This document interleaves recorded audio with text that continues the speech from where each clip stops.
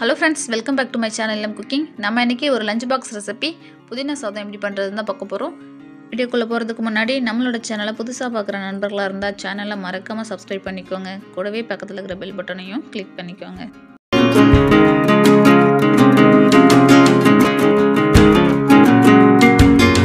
First இந்த recipe பண்றதுக்கு அடுப்புல ஒரு pan சூடுபடுத்திக்கோங்க. pan நல்லா சூடானதுக்கு அப்புறம் 1 டீஸ்பூன் அளவுக்கு எண்ணெய் சேர்த்துக்கோங்க.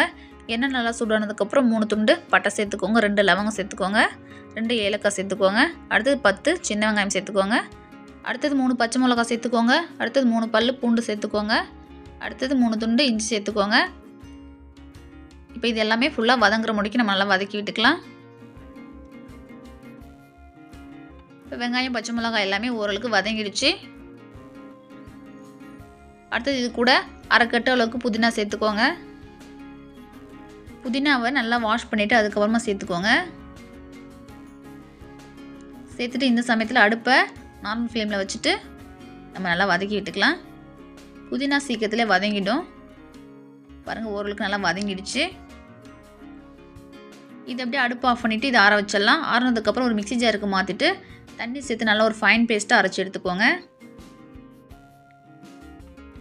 அடுத்தது அடுப்பில் ஒரு குக்கர் சுடுபடுத்திக்கோங்க. அதில் 2 டீஸ்பூன் அளவுக்கு எண்ணெய் சேர்த்துக்கோங்க. அடுத்தது 2 டீஸ்பூன் அளவுக்கு நெய் சேர்த்துக்கோங்க. இப்போ எண்ணெயும் நெய்யும் நல்லா சூடானதுக்கப்புறம் 1/4 டீஸ்பூன் சோம்பு சேர்த்துக்கோங்க. சோம்பு நல்லா பொரிஞ்சதுக்கப்புறம் ஒரு பெரிய சைஸ் வெங்காயத்தை இந்த மாதிரி நீள்வாக்கில் கட் பண்ணிட்டு சேர்த்துக்கோங்க. இப்போ வெங்காயம் வந்து முழுமையாக வதங்குற முடிக்கு நம்ம நல்லா வதக்கி விட்டுக்கலாம். வெங்காயம் வந்து ஓரளவுக்கு வதங்கிடுச்சு. அடுத்தது இது கூட ஒரு 5 முந்திரி பருப்பு சேர்த்துக்கோங்க. சேர்த்துட்டு மறுபடியும் கரண்டி வச்சு நல்லா வதக்கி விட்டுப்போம். அடுத்தது ஒரு பெரிய சைஸ் தக்காளியை இந்த மாதிரி கட் பண்ணிட்டு சேர்த்துக்கோங்க. தக்காளி நல்லா முழுமையாக வதங்குற முடிக்கு நம்ம நல்லா வதக்கி விட்டுக்கலாம். தக்காளி பாருங்கள் நல்லா முழுமையாக வதங்கிடுச்சு. அடுத்தது இது கூட ஒரு பெரிய சைஸ் உருளைக்கிழங்க இந்த மாதிரி சின்ன சின்னதாக கட் பண்ணிட்டு சேர்த்துக்கோங்க. சேர்த்துட்டு கரண்டி வச்சு நல்லா மிக்ஸ் பண்ணி விட்டுப்போம். அடுத்தது இது கூட அரைச்சி வச்சுருக்க புதினா பேஸ்ட்டை சேர்த்துடலாம். சேர்த்துட்டு கரண்டி வச்சு நல்லா மறுபடியும் மிக்ஸ் பண்ணி விட்டுக்கலாம். புதினாவோட பச்சை வாசனை போகிறது முடிக்கும் நம்ம நல்லா மிக்ஸ் பண்ணி விட்டுப்போம்.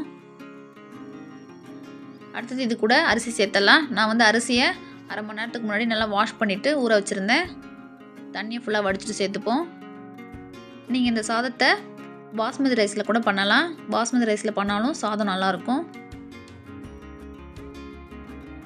இப்போ நல்லா மிக்ஸ் பண்ணி விட்டுப்போம்.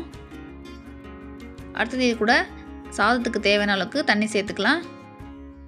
நான் 1 கிளாஸ் அளவுக்கு அரிசி எடுத்திருக்கேன், அதனால் 1.5 கிளாஸ் அளவுக்கு தண்ணி சேர்த்துப்போம். அடுத்தது தேவையான அளவுக்கு உப்பு சேர்த்துப்போம். உப்பு சேர்த்ததுக்கப்புறம் உப்பு வந்து கரெக்டாக இருக்குன்னு ஒரு தடவை செக் பண்ணி பார்த்துக்கோங்க. இப்போ குக்கரை மூடி ஒரு 4லேருந்து 5 விசில் வர வரைக்கும் நம்ம வெயிட் பண்ணலாம்.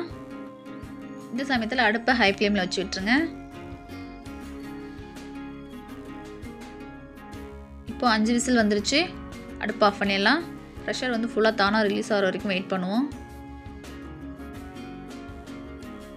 ப்ரெஷர் ஃபுல்லாக ரிலீஸ் ஆகிடுச்சு. ஓப்பன் பண்ணி பார்க்கலாம்.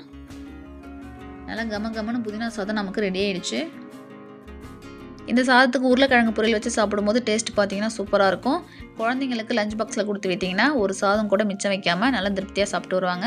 ஸோ கண்டிப்பாக வீட்டில் ஒரு தடவை ட்ரை பண்ணி பாருங்கள். ட்ரை பண்ணி பார்த்துட்டு டேஸ்ட் எப்படின்னு சொல்லிட்டு மறக்காமல் கமெண்ட்டில் சொல்லுங்கள்.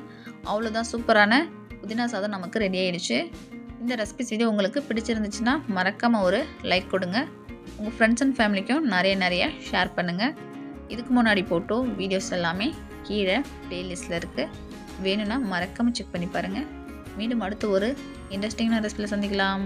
Thank you, bye bye.